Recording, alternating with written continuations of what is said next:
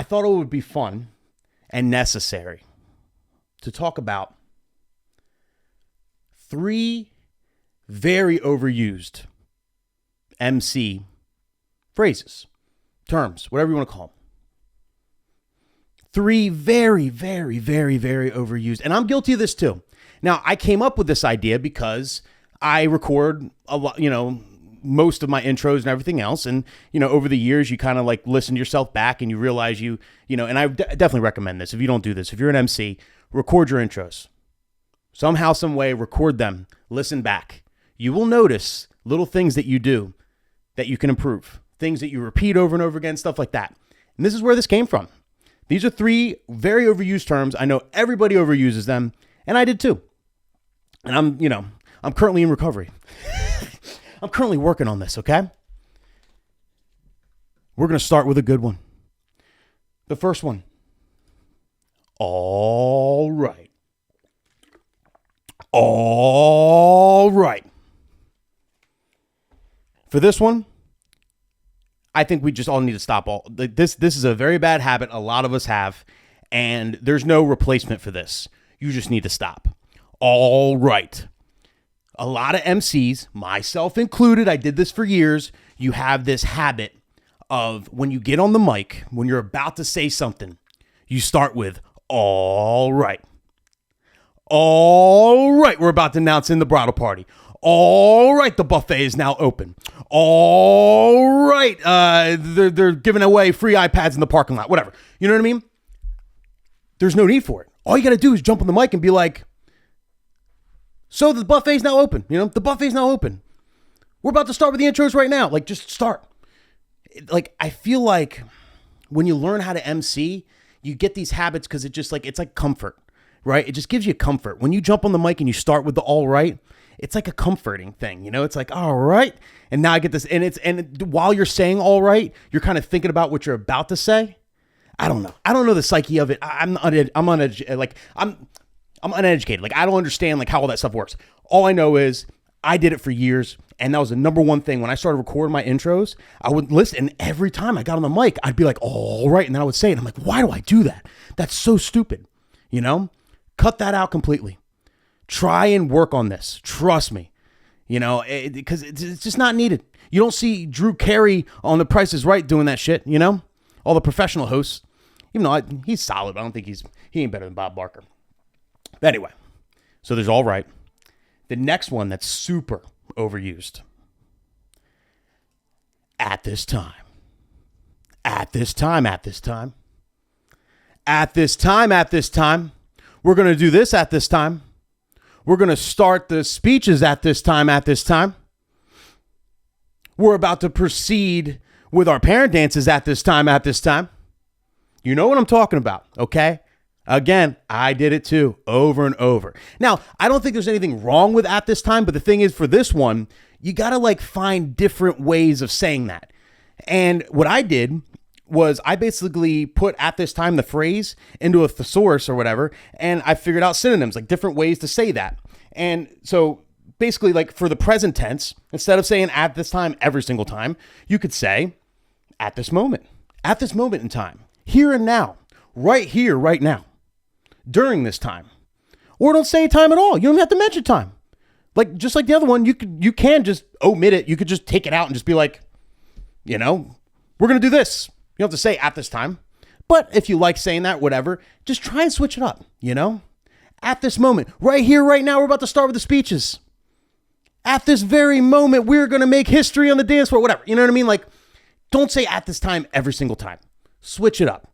And then, like, if you're using it in like a future tense, right? You could say, we are seconds away. We are minutes away. Momentarily. In a few moments, we're going to proceed with the speeches. Momentarily, we're going to blah, blah, blah. You know what I mean? Just try and like rotate what you say so you're not like a broken record. And I really think this makes a difference because whether people recognize it or not, like obviously like people probably aren't like listening that deep to realize you're like repeating words. But if someone hears the same phrase over and over again, I think it gets redundant to them. Like I think it can turn into like the Charlie Brown teacher, the womp, womp, womp, womp, womp. You know, if you say the same stuff over and over again, by the 5th time they heard it, they can like dial you out. and you're going to lose. Like, I feel like you're not as effective with a crowd. They don't realize it, but that's what they do. You know? I don't know. I think it makes a difference. At the very least, it's more fresh too. It's like DJing. If you play the same 60 songs every dance, you know what I mean? Like if you play the same thing, same order, it gets boring, you know? You want to switch it up. Same thing with MCing. Have fun with it, you know? And then the third and final phrase, I think, is overused. Bad. Overused in situations it shouldn't be overused, right? And that is always beautiful. Always beautiful. I did this too. That's where I came up. Like wherever you're at is always beautiful. You know how like you start intros and you'll be like, a lot of us anyway. I mean, you know, not everybody, I'm sure not everybody does this, but you start intros. It's like, all right, we'd like to welcome you to the always beautiful Shadowbrook at Shrewsbury, or always beautiful, I don't know, the Marion, you know, whatever. You always call the venue beautiful. Like always. It's always beautiful. To me, I think you should only call it beautiful if it's actually beautiful. We use this egregiously because it's just like, it's a part of our script, right? And I think it's just, sometimes you say it and it's like, man, this guy doesn't mean that. You know what I mean? Like someone just be like, all right, we're here at the always beautiful Denny's parking lot. Like, this is not beautiful. Why'd you say that? You could have just said Denny's parking lot. Welcome to the Denny's parking lot and keep it pushing. You can omit that. You don't have to call it beautiful. Always elegant, always beautiful, Denny's parking lot. You don't have to do that. And that's one thing I changed. I used to do it every single time. Now, I will only call something beautiful or elegant if it's actually beautiful and elegant. So fun tip. If you ever see me MC and you see me omit that, you don't hear me say that, that means I think the place is a dump. But seriously, because I swear to God, MCs say it and then people look around like, this isn't very beautiful. This guy's a bullshitter. You know what I mean? Like, what is this? Has this guy been to any other venue but this place? Because this place is a dump. Why would he call this shit so beautiful? You know? I don't know. 3 overused terms. I think we, either switch them up or retire them or use them more sparingly in the right ways, and it all comes down to, like, as MCs, when you first learn how to MC, you stick to a script because that's the easiest way. It's hard enough speaking in public. I don't care who you are. It's intimidating at first speaking in front of people. There's some freaks that are just like, oh, I'm totally cool with it. This doesn't bother me at all. I'm like, whatever. It always bothered me, right? I had to get over that big time.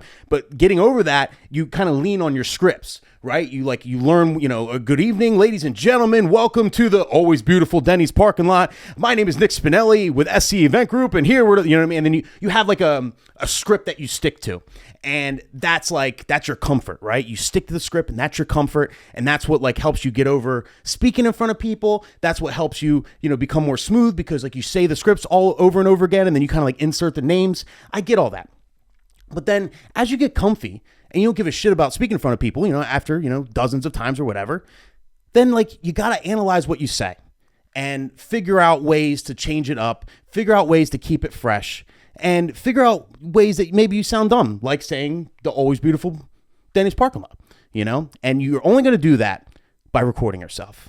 So that's the moral of the story here, people. Record your shit. Record your sets. Record your MC intros. Record everything. It's very, very, very, very important. Because you're not going to notice shit as you're doing it. You might think the mix is dope the second you're dropping it. That was ridiculous. I can't tell you how many times I dropped a song. I was like, wow, that was pretty cool. And then I go back to recording and it sounded like shit. I was off just a half a beat. I'm like, shit. I didn't realize I was off. You know what I mean? Like, same thing with MCing. You don't realize what you're saying as you're saying it. So when you listen back, you can really like, kind of nitpick little points and really fine tune what you're doing. I think that's the major key right there.